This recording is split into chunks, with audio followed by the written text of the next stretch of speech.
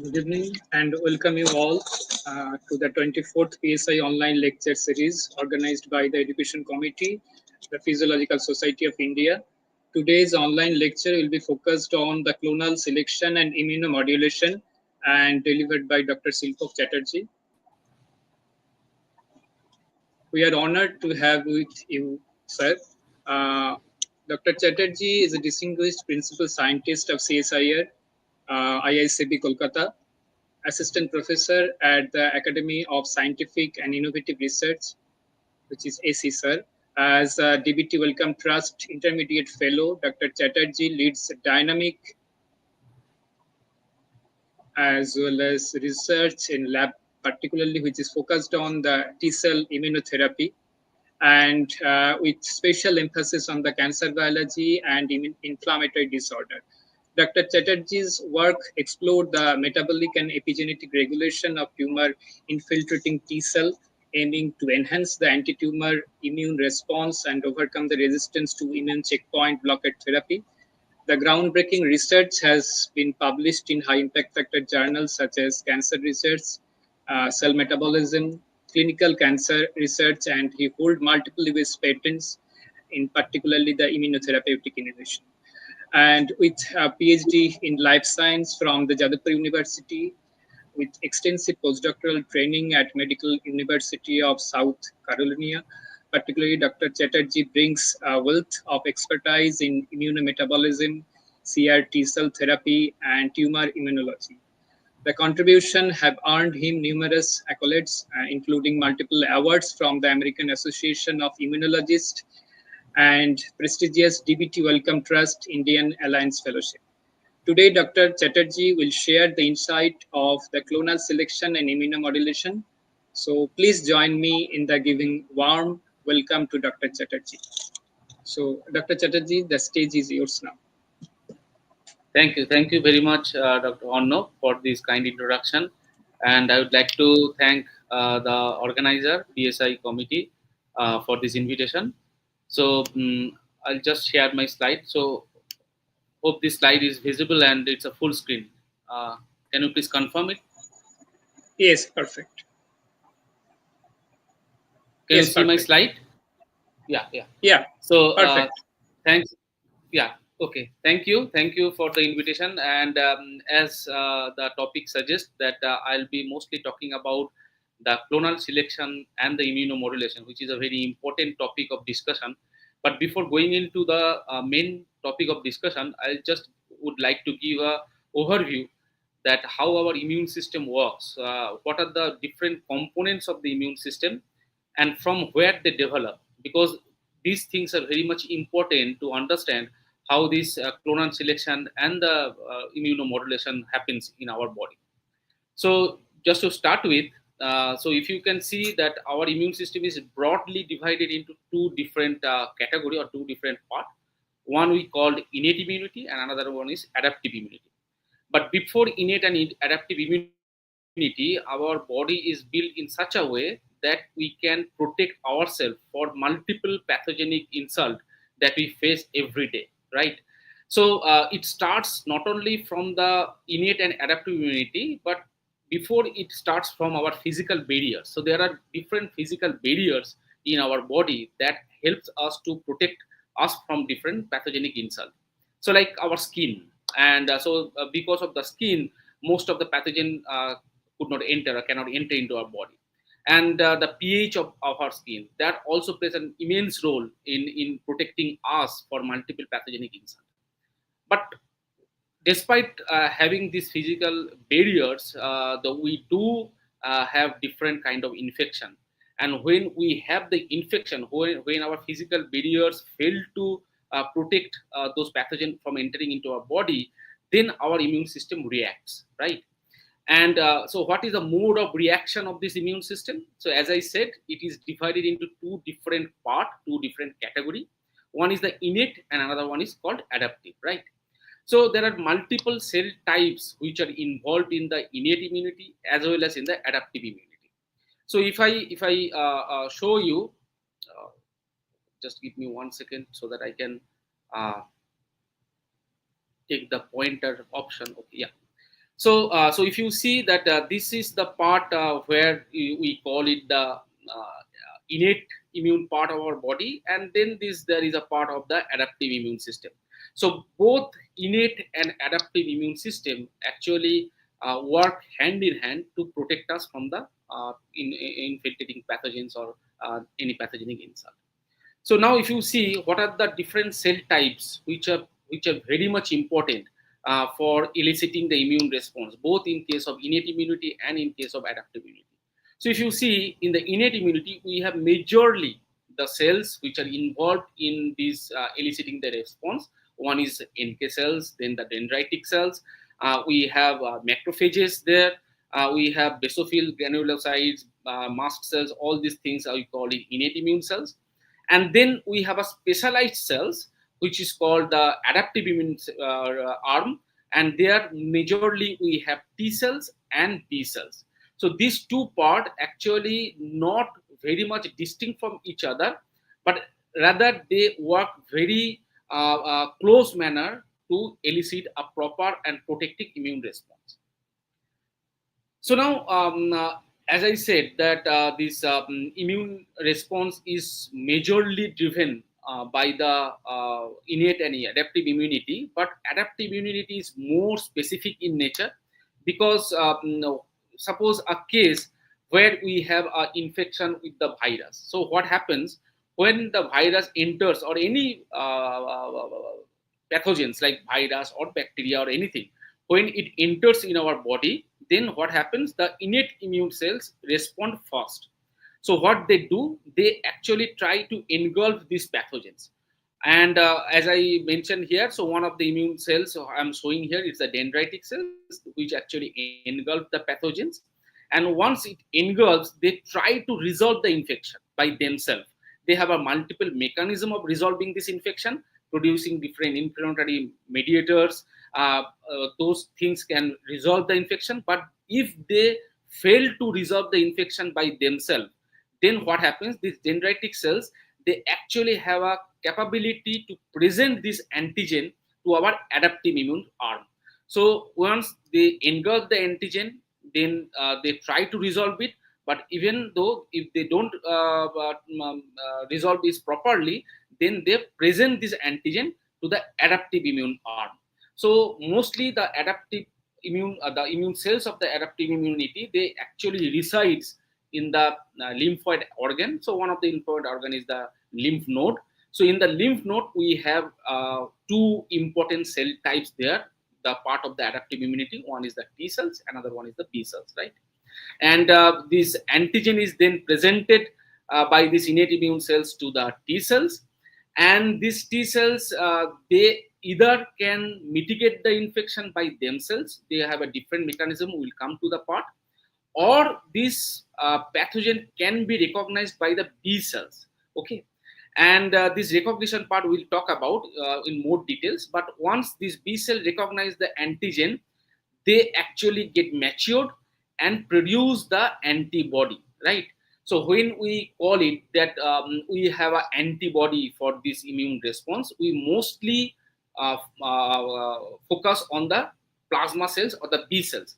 So the antibody is produced mainly by the B cells, but the T cell, they don't produce antibody, but they have a different mechanism to mitigate the infection. So this is the overall view how this innate and adaptive immunity works hand in hand to protect us from the any pathogens, right?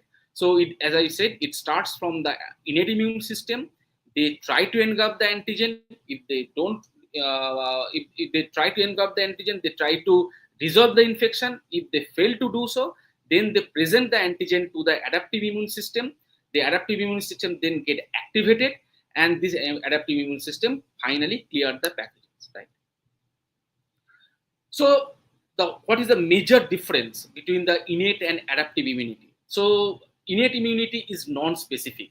What do you mean by non-specific? Non-specific means whenever we have any pathogen inside our body, no matter what, it is a virus, bacteria, fungal, any kind of infection, the innate immune system or innate immune cells, they try to engulf the antigen or they try to engulf the pathogens, and they try to resolve the infection by producing different inflammatory mediators.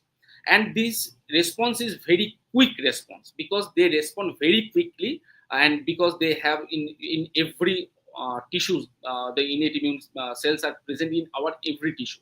But this system, but this immunity is very non-specific. But in case of adaptive immunity, it takes time, because as I mentioned, that once the antigen is presented to the adaptive immunity, then they can react, right? So that's why it takes some time, but they are very much specific, and the response is long-term response. Innate immune response is not a long-term response, a very short-term response. They try to resolve the infection, but if they fail, they directly go to the adaptive immunity. But adaptive immunity, when takes up the problem or takes up the infection, then they resolve the infection very specific manner, and they give us a long-term protection from that pathogens. So this is the major difference between the innate and adaptive immunity. So now, from where we get all these immune cells? So we get all the immune cells from the bone marrow. So in the bone marrow, we have a process called hematopoiesis, and we have the hematopoietic stem cell there in the bone marrow. So what this hematopoietic stem cell does? So they actually present in the bone marrow, and from the hematopoietic stem cells, they develop into two different progenitor cells, one called the myeloid progenitor cells, and another is called the lymphoid progenitor cells.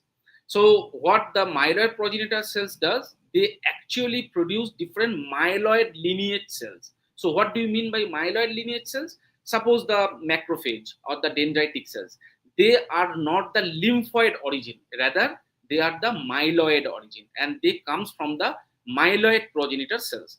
And similarly, the erythrocyte, megakaryocytes, eosinophil, basophil, neutrophil, these monocytes, dendritic cells, all of the innate immune cells, they majorly come from the myeloid origin, right?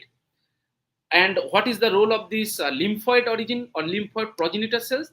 The lymphoid progenitor cells makes the cell types of the adaptive immune response, like the T cells, like B cells, and also they produce the NK cells. Okay, and from the T cells, we have two different kind of T cells. One we call the CD4 T cells or the T helper cells, and another we call the CD8 T cells or the T cytotoxic T cells.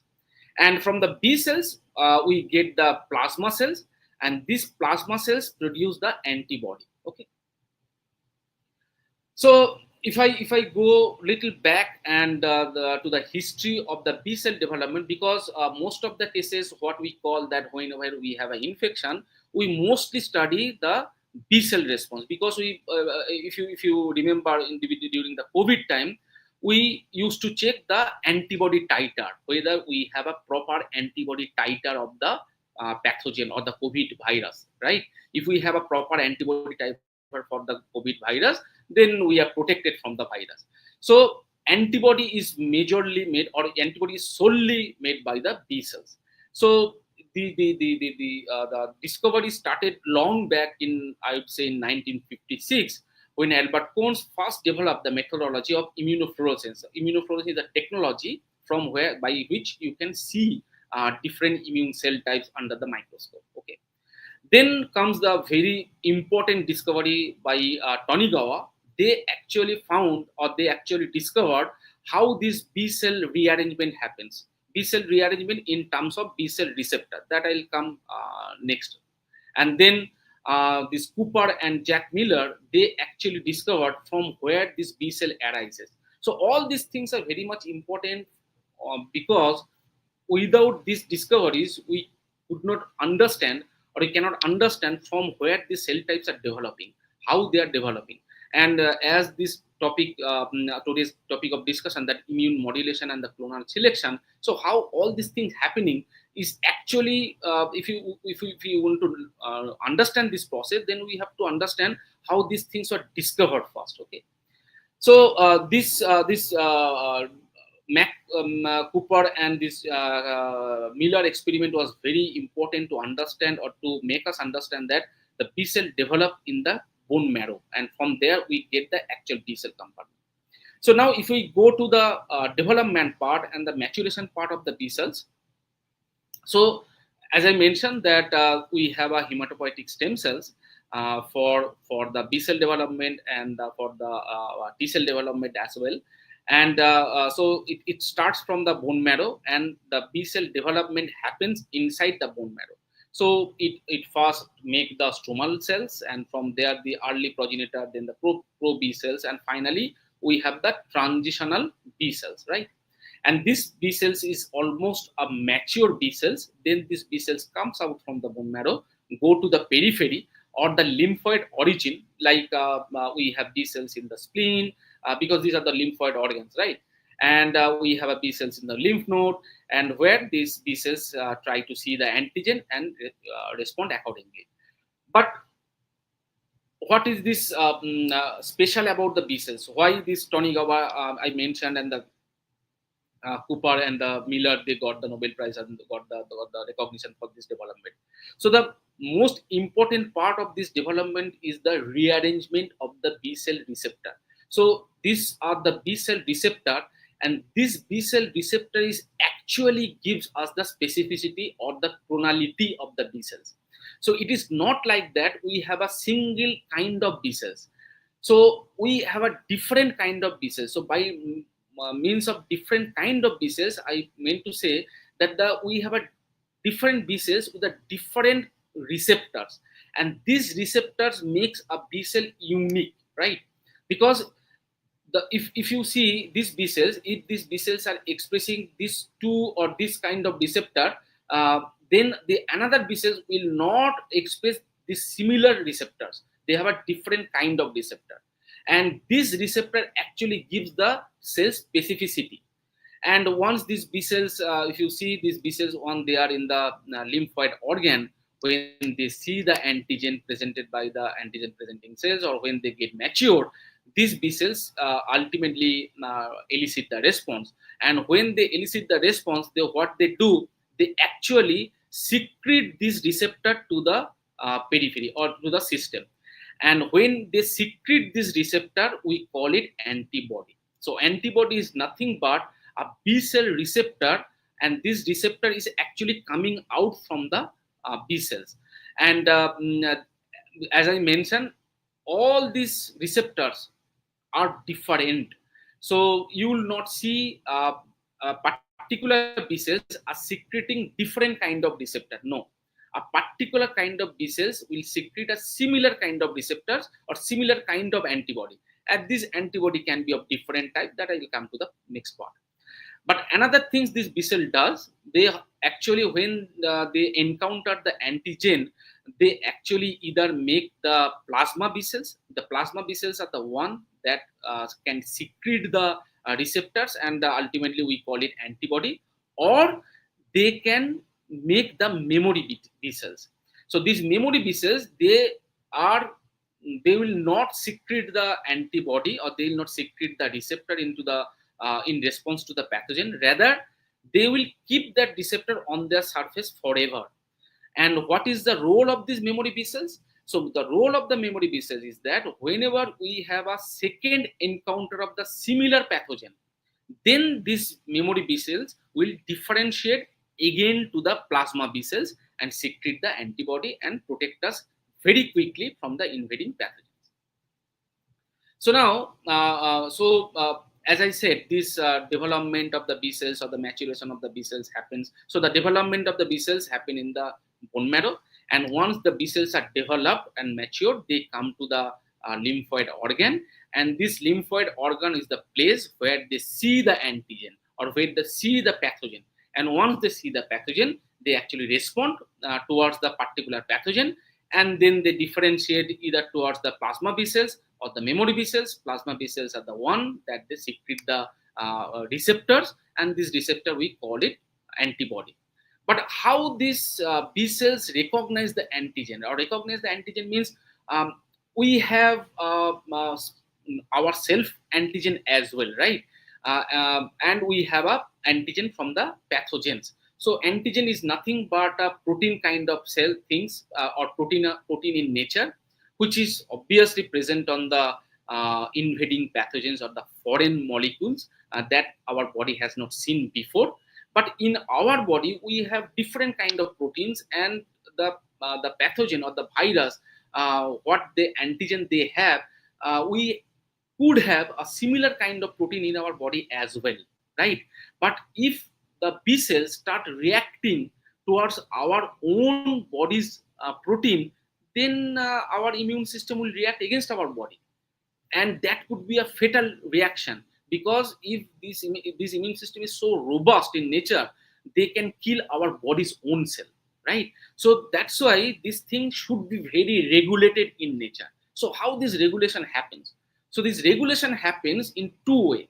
So once these B cells see the antigen, this antigen, if the antigen is binding very properly to this B cell receptor, then it call it high affinity antigen.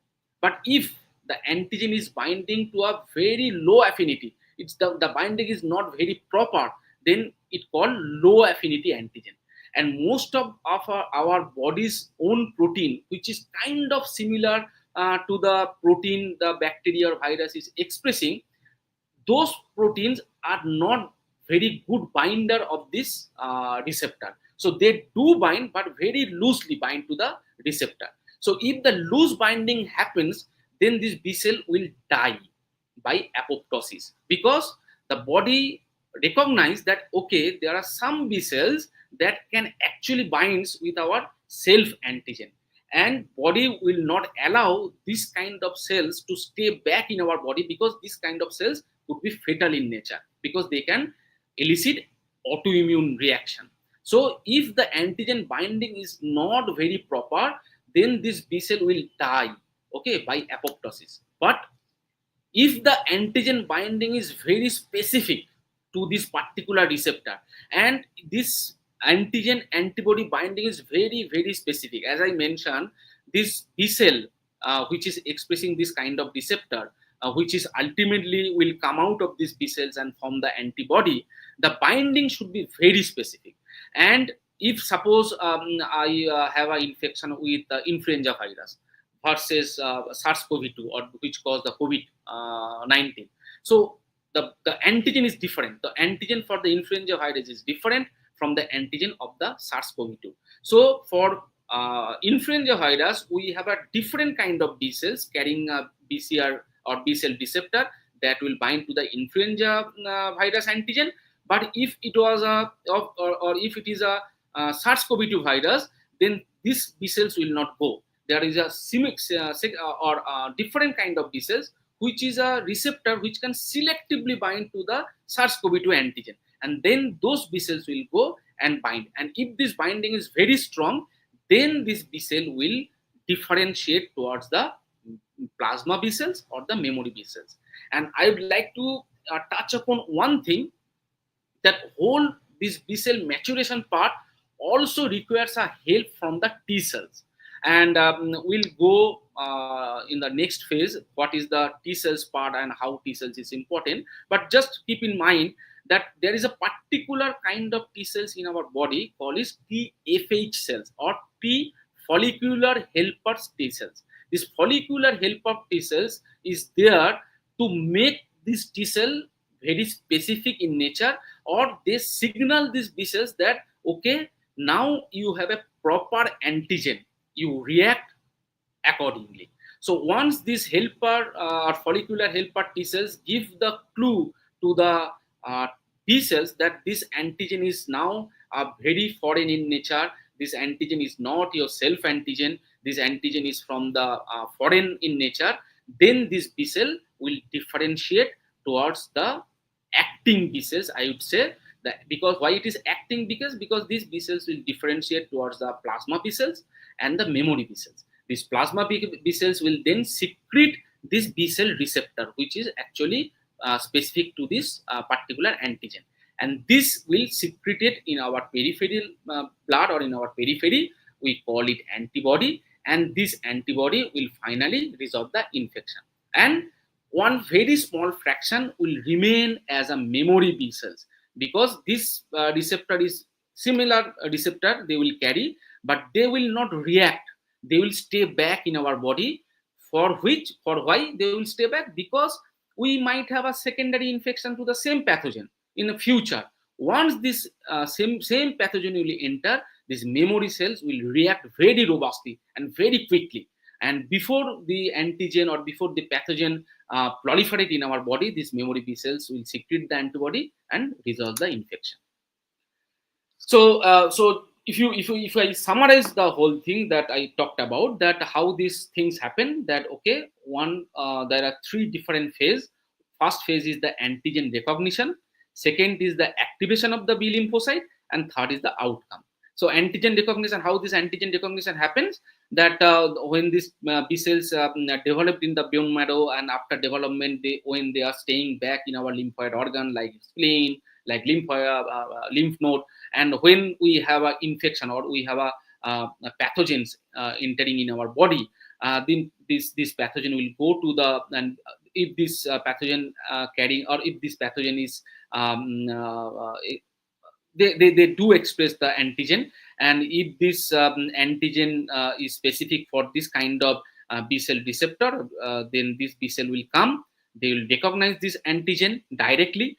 They will get the help from the helper T cell, as I mentioned, and once this helper T cell help is there, and this B cell receptor is binding tightly to this antigen expressing by this microbe, then this B cells activation will happen.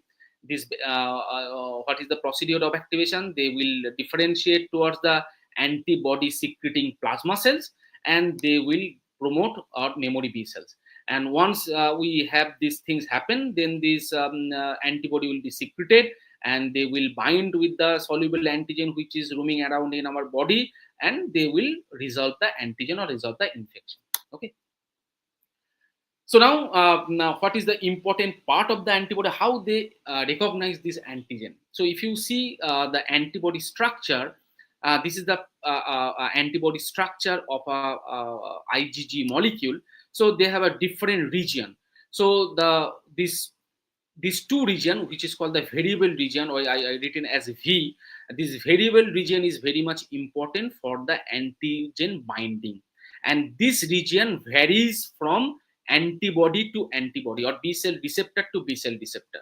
So other things will remain same. There is no difference with of this other part of the antibody or the B cell receptor. So you can consider it as antibody. When we'll call antibody, that means it is secreted out, it is come out from the B cell, okay, and it is circulating in our body. But when it is not coming out from the B cells, it is still on the B cells, we'll call it B cell receptor.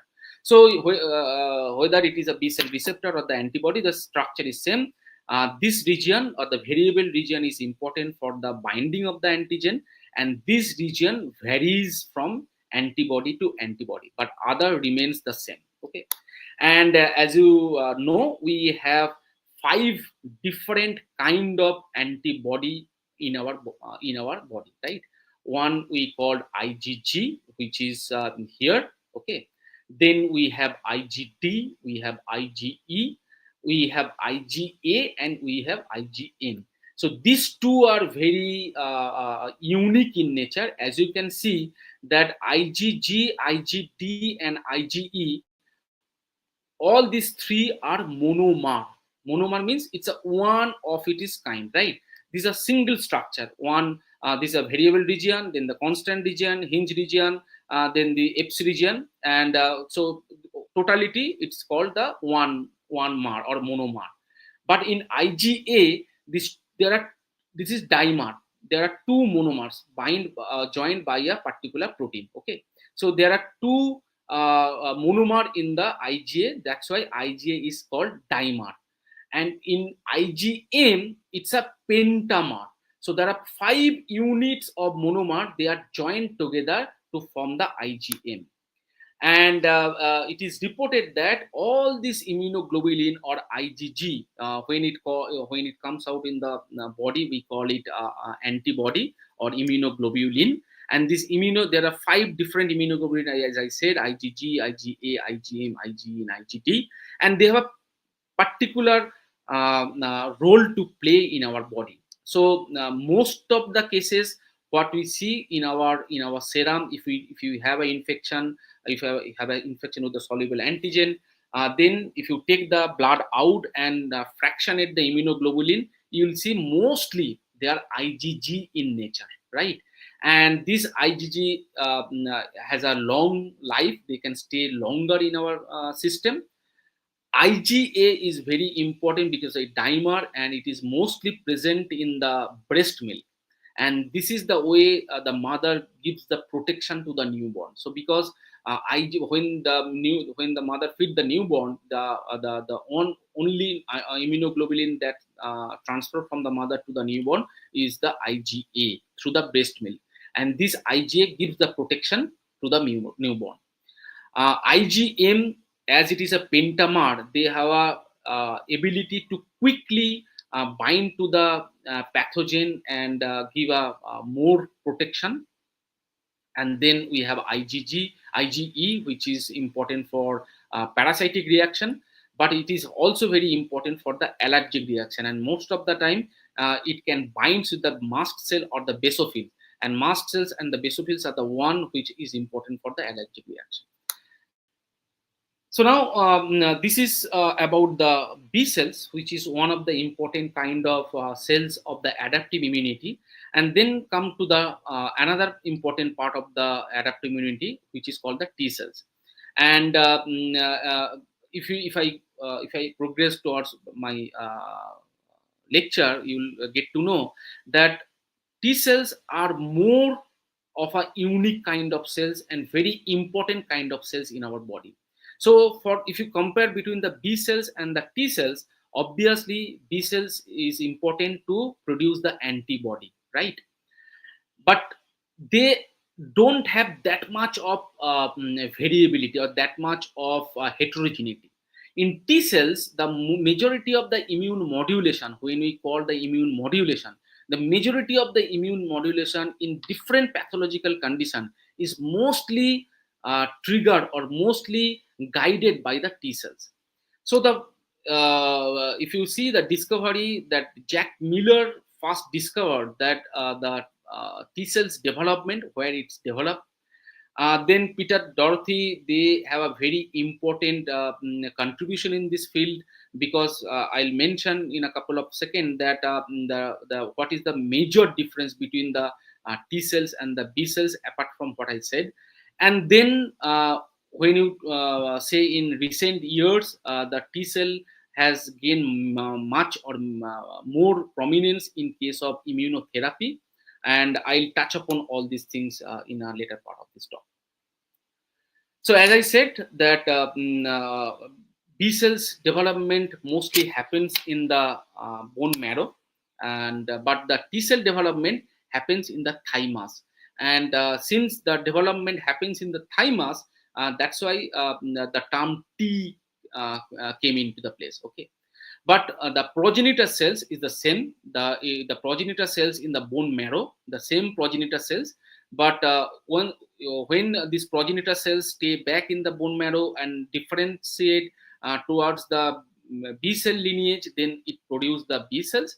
But when the progenitor cells migrate from the bone marrow, comes to the thymus, it actually from the T cells, because in the thymus the process is regulated in such a way that will not have any B cell development in the thymus. In the thymus, only T cell develops. Okay.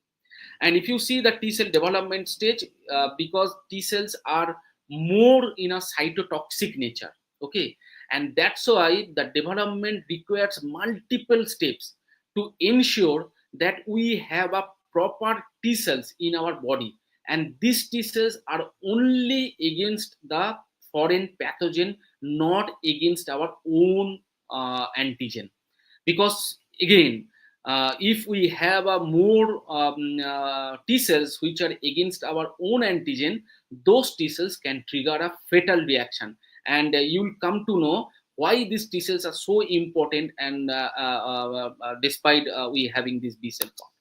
So T cell development happens in the two important area of the thymus. One is called the cortex, and another one is the medulla.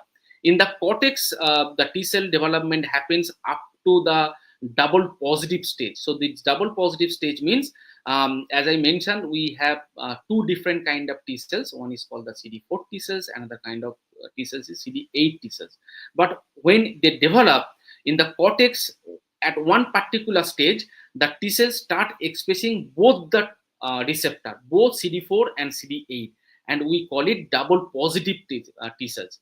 But when this double positive T cells comes to the medulla, they either develops into CD4 positive cells or in CD8 positive cells. We will not have any T cells that is actually expressing both CD4 and CD8. Although in the cortex, the development happens in such a way that at some point of time we have double positive. That means both CD4 and CD8. So how this selection happens, how this how our body ensure that we have a proper T cell development happening in our body. So when these double positive cells are there, they actually start expressing the T cell receptor, like the B cell receptor I discussed, which ultimately come out of the B cells and from the antibody. But in case of T cells, the receptor do not comes out.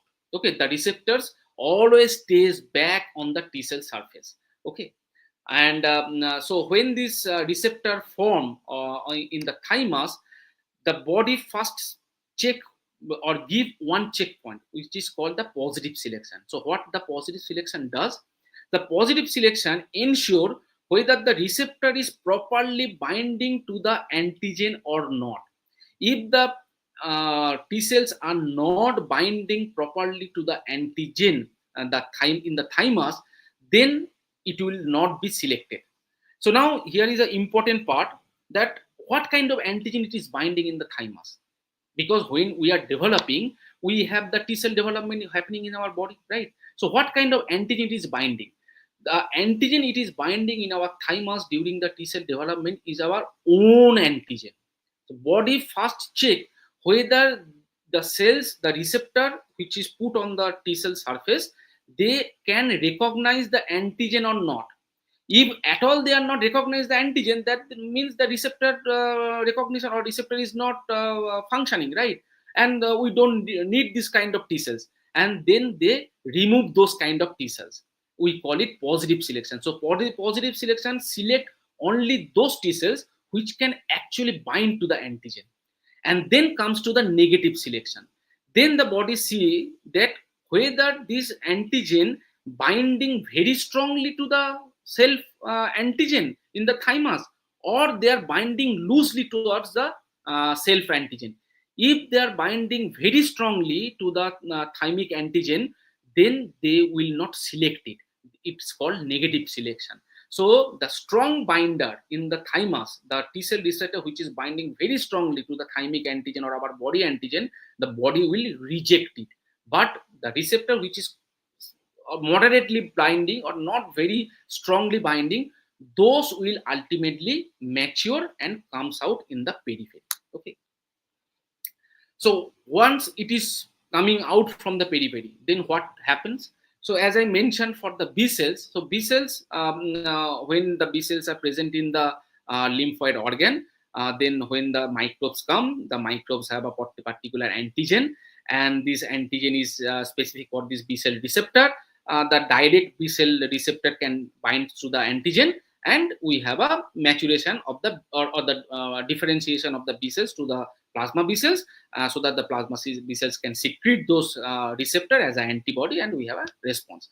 But in case of T cells, it's slightly different, because T cells are very, very, very specific. So that's why our body give a extra checkpoint to the activation of the T cells. So what is that checkpoint? So T cell receptor can recognize the antigen, that is for sure, but they cannot recognize without the help of MHC. So what is MHC? MHC is that, say, as I mentioned in the earlier, that there is a innate immune cells. So one of the innate immune cells is our dendritic cells.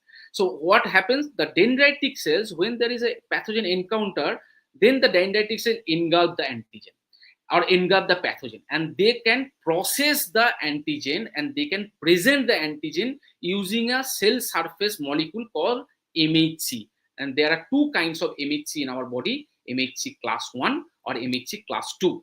So if it is MHC class 1, then our CD8 T cells will recognize the antigen. If it is MHC class 2, then CD4 T cells will recognize the antigen. So that means the major difference between the B cells and T cell mediated antigen recognition is that B cell doesn't require MHC. They can directly bind to the antigen.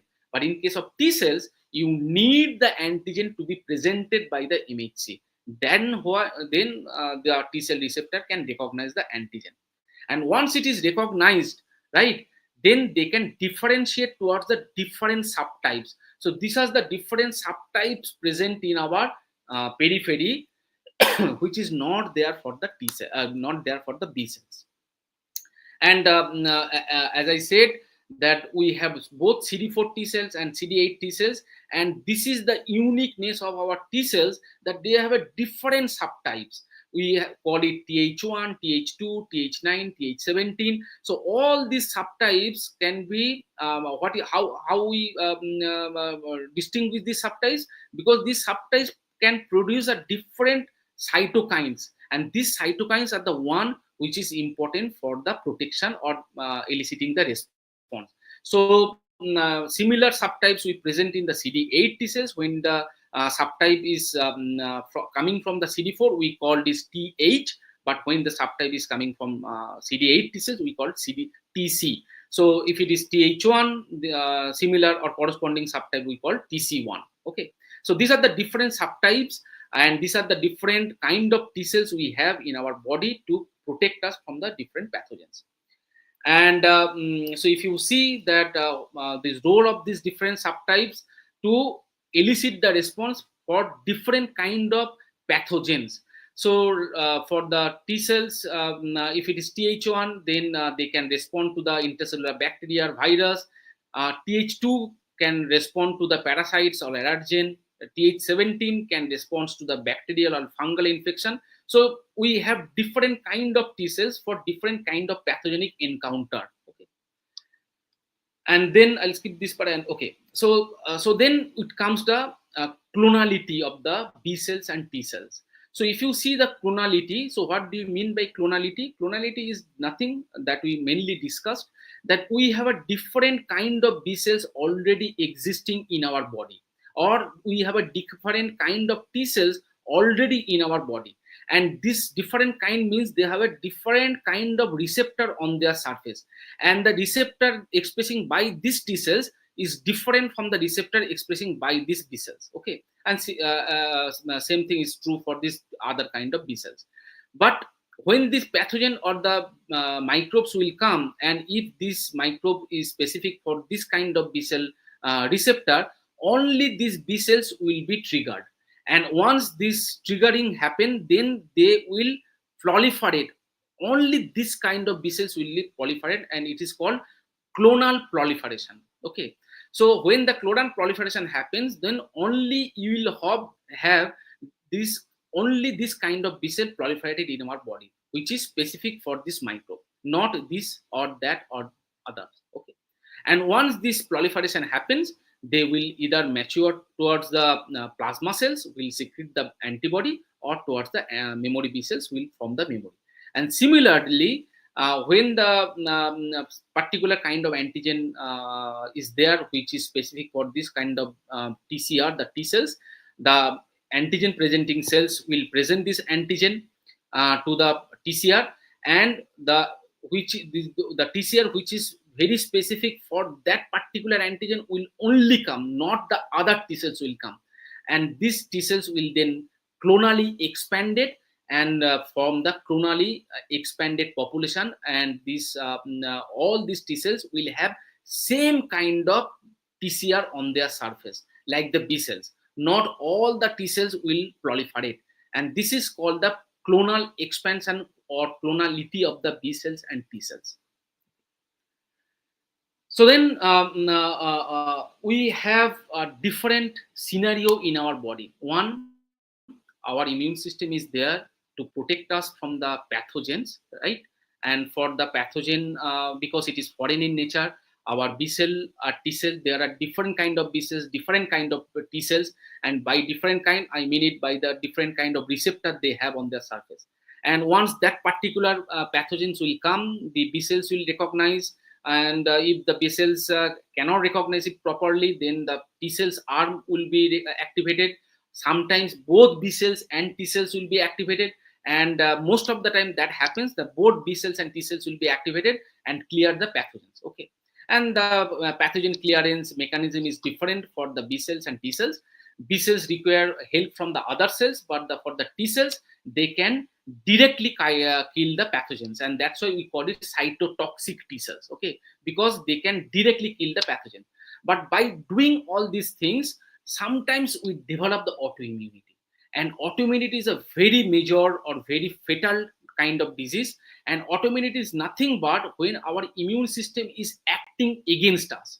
So how this thing happens? It happens in a three different phase or three different situation. It can happen. Sometimes we have a weekly self antigen, right? And this, as I mentioned, this self antigen specific B cells or T cells, body try to remove those cells, but sometimes they fail to do so. When they fail to do so, then there is a proliferative disorder of these B cells or T cells. Okay, once there is a proliferative disorder, this similar our body specific T cells, they actually proliferate in our body, and once these things happen, they actually give the signal to the B cells, and B cells mature, produce the antibody towards our self antigen and cause the autoimmunity. And same thing can be done or happens in case of foreign antigen. When our body is clearing the foreign antigen, and as I mentioned earlier, sometimes the antigen which is foreign, which is expressed by the pathogen, sometimes there is a similarity of the similar kind of antigen with our body's own antigen. And when that thing happens, then our immune system wrongly react towards the body's own antigen and induce the immune response to the body's own antigen, and that's why we have a autoimmune disease. And mostly this autoimmune disease is taken care of by two different kind of cells in our body. One is called the regulatory T cells. Regulatory T cells is there to suppress the immune system so that our immune system doesn't react towards our own antigen. But again, different situation, if we have a huge inflammation, there is a infection that causes huge inflammation, that somehow trigger our own body's immune cells, and though then this regulatory T cell fail to control those autoreactive T cells, and this autoimmunity or autoimmune reaction happens. So in most of the cases, what happens, these regulatory T cells, they actually get suppressed most of the time in case of inflammation, when there's a huge inflammation, and because of that our body react towards our own antigen and we develop the autoimmunity. And then I'll just discuss about the third part, which is called the tumor immunity. Because as you know that being a immunocompetent individual means all of us, we have an immune system, and because of the immune system we are getting protected from the different pathogens which we are encountering every day. But then why do we have tumor or cancer? And this burden of cancer is increasing day by day. So you know that this tumor, although they are originate from our body's own cell, but this tumor, they have an antigen that can easily recognized by our immune system, and they do recognize. So what happens when there is a tumor growth, right?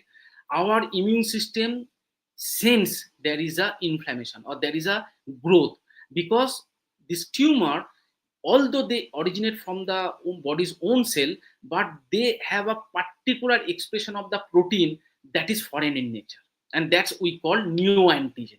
And all the tumor cells, they have a neoantigen, and this neoantigen can easily be recognized by our immune system, and they do recognize. Our immune system recognize this antigen. They go to the nearby lymphoid organ or lymph node, where we have a specific T cells or B cells carrying the receptor. That receptor can recognize this particular tumor antigen. The immune system get activated, comes to the tumor microenvironment, but they fail to control the immune cancer growth. So why they fail to control the tumor growth? Because of different mechanism. So either we have a cold tumor. Cold tumor means they have the antigen. The tumor cells have the antigen which can be recognized by the immune system, but the antigen is now not that much foreign in nature, and that's why the triggering of the immune system is not proper, and that's we call cold tumor. And there we will not find very huge number of immune cell present in the tumor microenvironment. Another we call hot tumor. Hot tumor means the tumor has huge antigenic burden, and this antigenic burden is actually causing or triggering the immune system. And immune system is producing T cells and B cells.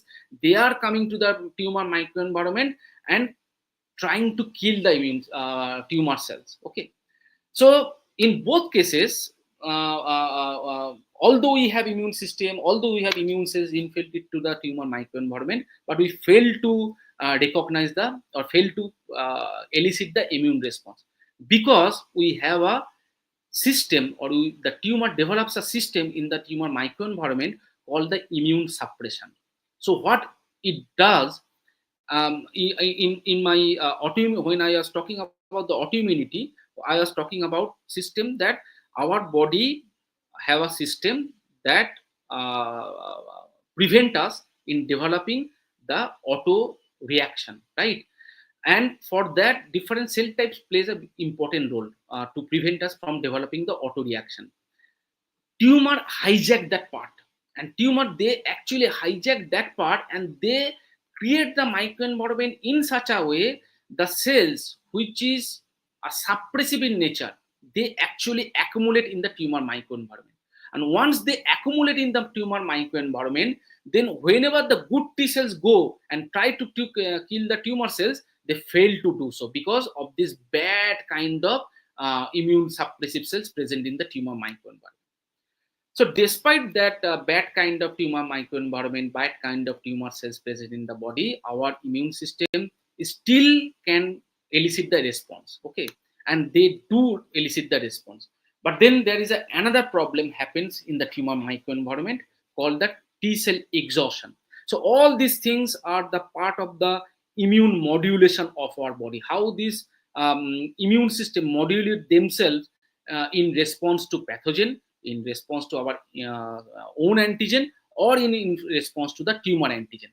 So in response to the pathogen, they produce different repertoires, different kind of T cell like Th1, Th17. They try to resolve the infection, and they actually can do it properly. Autoimmunity, still they can protect us from the autoimmunity. Not all of us we develop autoimmunity. Some of us do develop autoimmunity because of the failure, because of the too much of the inflammation in our body. But in case of cancer, there is invariable defeat of the immune system. One is the immunosuppressive cell present in the tumor microenvironment that actually suppress the immune system. And another thing happened that when these good T cells come to the tumor microenvironment, and good T cells should elicit the immune response, form the memory, control the antigen, kill the tumor cells, but they fail to do so because they get exhausted. And what do you mean by exhausted? Exhaustion means they started expressing different negative molecules on their surface. And because of these negative molecules, these T cells lose their functionality and fail to elicit the anti-tumor response. So now people have recognized all this part, that how immune system fail to recognize our tumor, and people actually are focusing on developing the immunotherapy. So why immunotherapy is so important? Because the immune system, so think about the COVID period, think about any infection. When do we have the infection? Our immune system is so robust that they can find a way to resolve the infection, to protect us from the infection. So our immune system indeed is very effective in nature. So people have realized that although the immune system fail, tumor has a multiple mechanism to defeat the immune system. But if we can understand those mechanisms, then we can have a system, or you can develop some approach by which we can defeat the mechanism by which the tumor cells is killing, or tumor cells is defeating the immune system. So the way the approach is going, it's called immunotherapy. So immunotherapy is nothing but we are trying to develop the immune system, or we are trying to train the immune system in such a way that these immune cells can go and properly recognize and can sustain in the tumor microenvironment despite having the immunosuppressive cells in the tumor microenvironment. So one of this approach is development of the CAR T cells. So CAR T cells is very important cell types. So in the T cell, what happens in the T cells? T cells have a T cell receptor, and this T cell receptor recognize the antigen in the context of MHC. But for the B cells or for the antibody, you don't require MHC. So in the tumor microenvironment, the T cells fail to express, or there is a loss of MHC expression in the tumor microenvironment. Sometimes that is the reason the T cell cannot properly recognize the antigen. So that's why people thought that, okay, if we can take the antigen binding domain of antibody, which doesn't rely on MHC, and then we put it on the T cells, then these T cells will have an antibody binding on their surface. And if we can do that, then we don't need MHC mediated antigen recognition. And this is the approach that the CAR T cell therapy is ongoing, that you can take out the T cells from the patient, then you can engineer the T cells by putting the antibody binding domain, or the antigen binding domain of the antibody. So we can put the antigen binding domain of the antibody on the T cell surface, and this antigen binding domain of the antibody, they don't require MHC mediated antigen recognition. So this is called the CAR T cells, or chimeric T cell receptor, and these T cells can go and kill the cancer cells, because the antigen recognition doesn't require this MHC mediated antigen presentation. So I'll stop here. I'll try to put a lot of things in a 1 hour lecture. I know some of these things would be little difficult for you to understand, but in nutshell, what I tried to make you understand that how this immune system works. So immune systems start working from the innate immune cells. The innate immune cells actually trigger the adaptive immune cells. In the adaptive immune cells, we have two components, B cells and T cells. B cells, they can produce the antibody once these B cells recognize the antigen by itself. T cells recognize the antigen in the context of MHC, and once this antigen recognition happens, then they clonally proliferate. The similar kind of cells will be produced, and once we have enough number of clonally proliferated T or T cells, they actually act on this pathogen and clear the pathogen. In case of autoimmunity, the autoreactive T cells, they actually dominate, and then we have an autoimmune reaction. But in case of tumor, everything fails. Our immune system fails because of the different mechanism the tumor cells evolve. And the idea is to defeat this mechanism so that we have a proper anti-tumor immune response.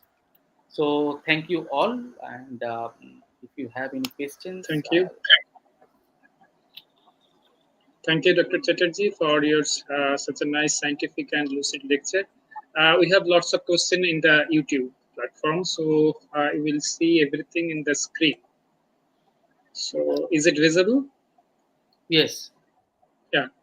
So how follicular T cell maintained, particularly in the specificity with the B cell, and gives rise to specific antigen antibody complex. So is there any specific approach for identification during the interaction? Yes. So The there question raised by Rajat Ghosh.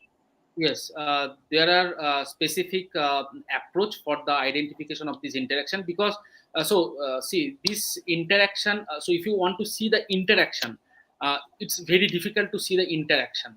But there are specific region where this interaction happens. It's called the germinal center. Okay, so in the germinal center where this the B cell maturation happens, so there people have shown experimentally these follicular helper T cells are very much enriched where this actual B cell maturation is happening, and they could show experimentally that these follicular helper T cells and the B cells, they do interact with each other, and there are multiple receptors by which this interaction happens, or by which the follicular helper T cell give the signal to the T cells. So one of the interactor is the CD40 ligand, which is very well known for this field.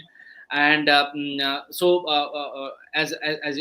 your question is that whether there is a specificity of the B cells that give rise to specific antigen antibody, how the follicular. Okay, yeah. So well, definitely the follicular helper T cells, they also have a particular receptor. It's not like that they are randomly interacting with random B cells, but they have a proper interacting molecules. One of the interacting molecules is CD40, 40 ligand mediated interaction, and this interaction and this follicular helper T cell then secrete a lot of different cytokines which actually help the T cells for the maturation.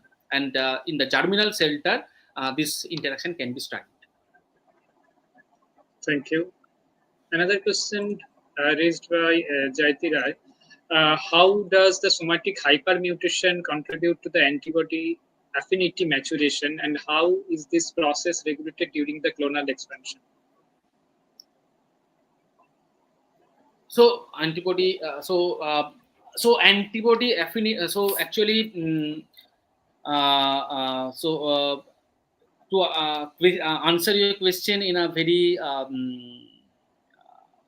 lucid way, or very not in a very difficult. So the antibody receptor rearrangement is a very important part for giving the specificity to the antibody. Okay, when the B cell, if you see in my lecture, I talked about the experiment by the Tonigawa, or not the experiment, but I mentioned the name of the Tonigawa, who actually discovered how this BCR rearrangement happens. So this BCR rearrangement, it's a very guided process, and that rearrangement actually gives the specificity to the antibody that we are having on the T cell surface. Okay. Somatic hypermutation in antibody affinity maturation is an important part, obviously is there. But the clonal expansion is different from the BCR or antibody affinity maturation. So clonal expansion is that when you have the matured B cells in your body, the maturation means you have the BCR rearrangement happens in the bone marrow. Now you have a particular B cell receptor on your B cells, and then when the B cells see the antigen, then the clonal expansion happens. So clonal expansion means you will have a similar kind of B cell expanded in response to the particular pathogen, okay, or particular antigen. Okay, so that is the clonal expansion, but this clonal expansion is triggered by the receptor, B cell receptor signaling. It is slightly different, or it is different from the BCR rearrangement. I'm not sure whether you have got my point or not. Yeah, thank you. Another question from Shreyoshi Bhattacharya from Food and Nutrition Department, Kolkata University. Sir, what is the relationship between the autoimmunity and tolerance? Okay, so these are very tightly regulated, the autoimmunity and the tolerance. So tolerance is there to protect us from the autoimmune disease. Okay, so there are two important tolerance in our body. One is called the central tolerance, one is called the peripheral tolerance.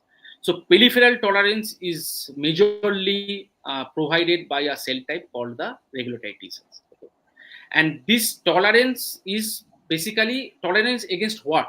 Tolerance against our own body's antigen. Okay.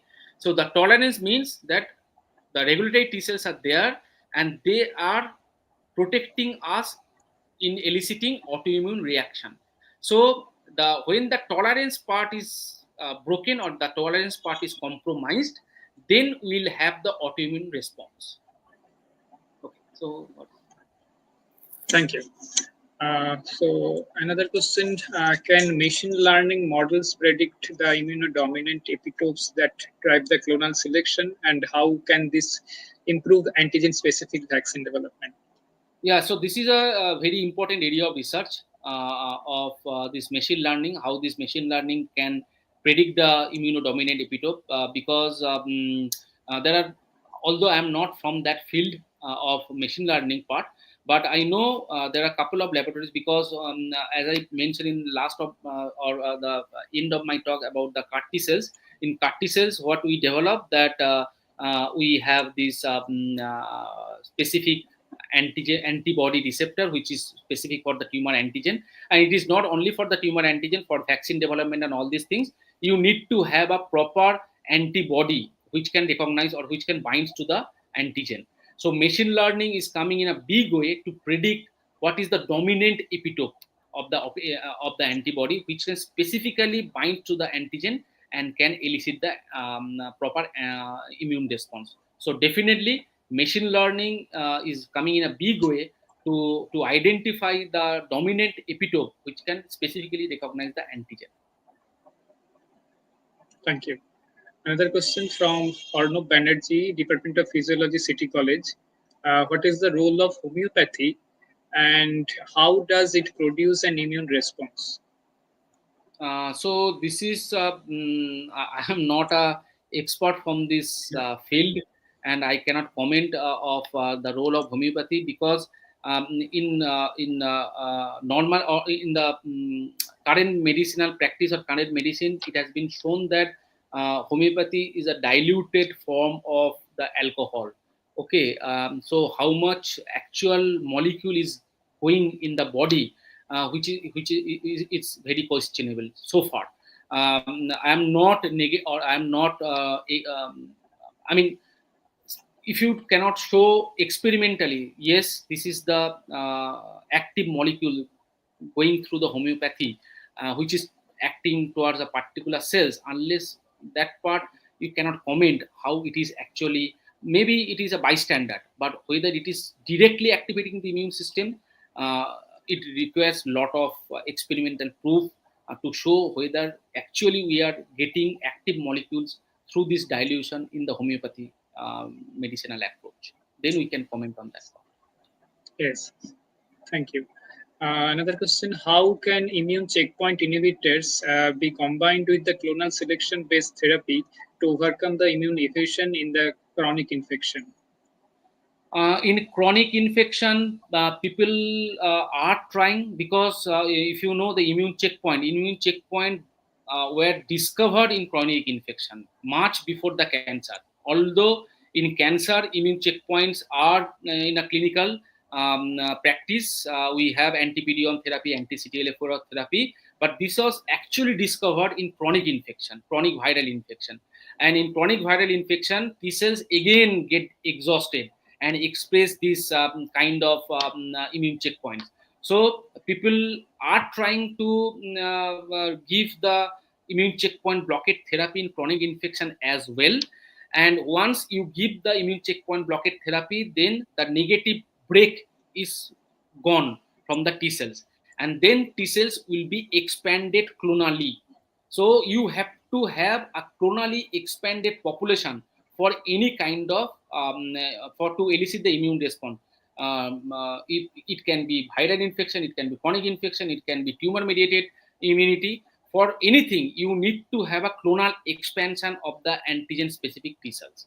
And immune checkpoint blockade therapy does it. And there is an approach of using immune checkpoint blockade in chronic infection as well. But there are certain limitation for that part.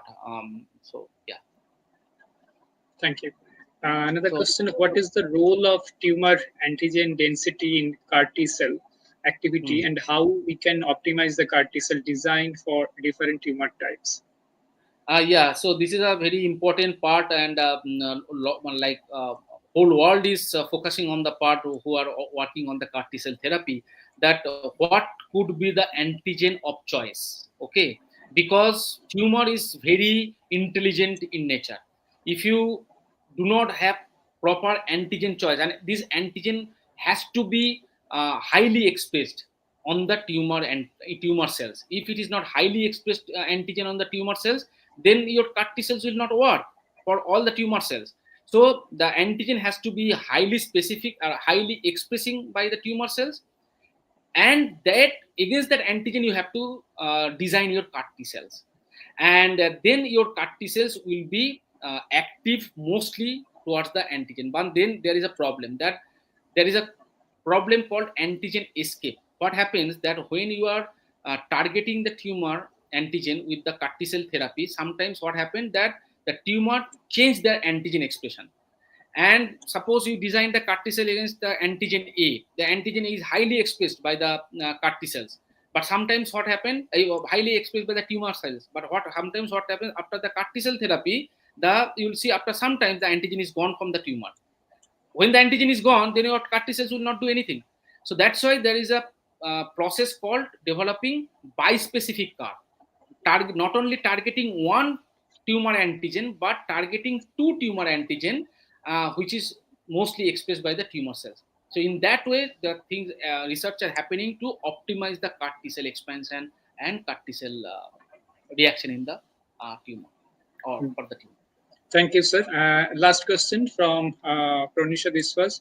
How does the affinity maturation process during the clonal selection influence the development of high specificity antibodies, and what are the implications for vaccine design?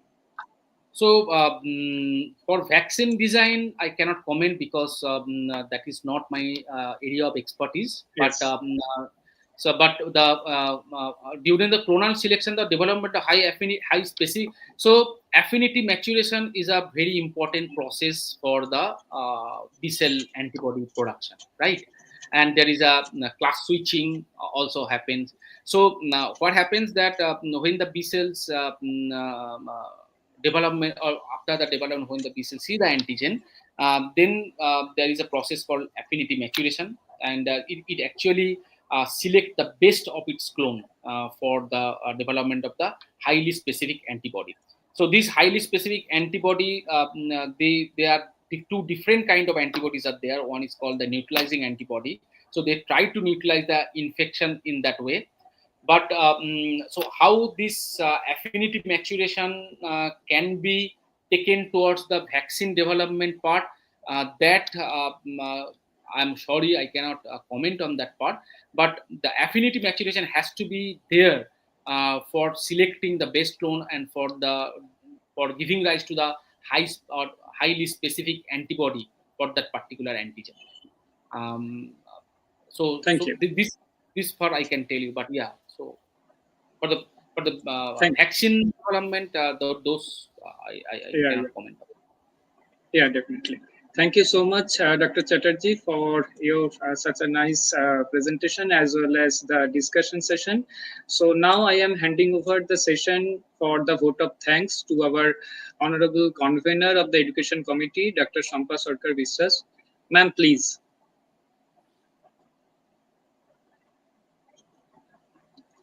Please unmute yourself. I hope I'm audible. Yes, And yes. Yeah, this perfect. is just a customary to give the vote of thanks from the PSI Education Committee, being the convener of the Education Committee PSI. And what a wonderful lecture, Shilpak.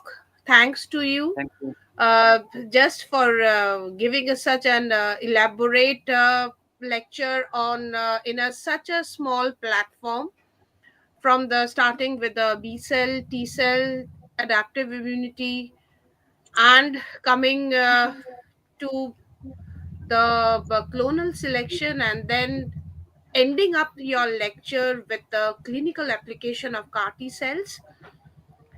And what a, it was your gesture of ending up the whole lecture by summing it up about what you have said in the through 1 hour span. And not only thanking Shilpak, I would like to thank our president, Professor Proshan Priyo Nayak, president of Physiological Society of India, who have been continuously giving us an enthusiastic free hand so that we can select our own topics, select our presenters, and to present such a intriguing lecture by like Shilpak yourself.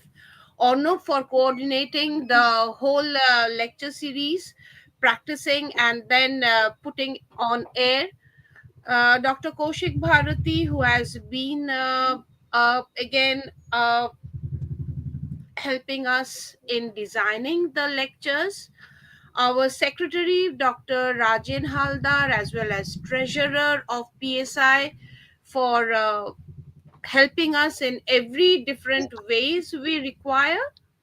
And of course, all the participants and viewers in the YouTube as well as in the StreamYard. So this today's lecture was an end of the second series of the PSI lecture series, and we hope to continue this lecture series in a newer form in the third series, which will begin from July 2025.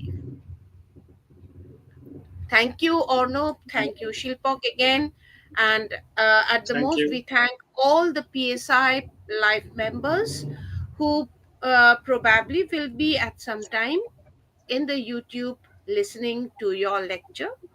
Thank you. Thank you. Thank you. Thank you very much. Thank you. Thank you.